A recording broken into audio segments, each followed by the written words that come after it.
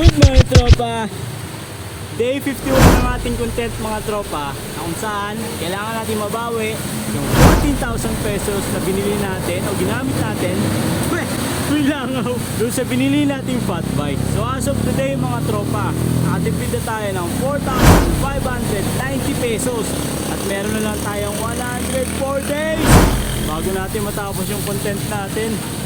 Unfortunately mga tropa, wala na naman tayong video kasi umuulan. So nandito na tayo ngayon sa pulo mga tropa.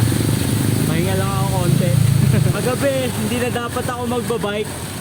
So around 8:45 tumila yung ulan, kaya bike pa rin tayo.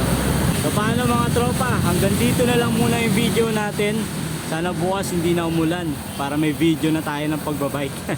Hanggang bukas ulit mga tropa, buti pa si Tonton. Peace. Bye bye. Yes, 104 days na lang. Abutin yata ako ng Pasko ah.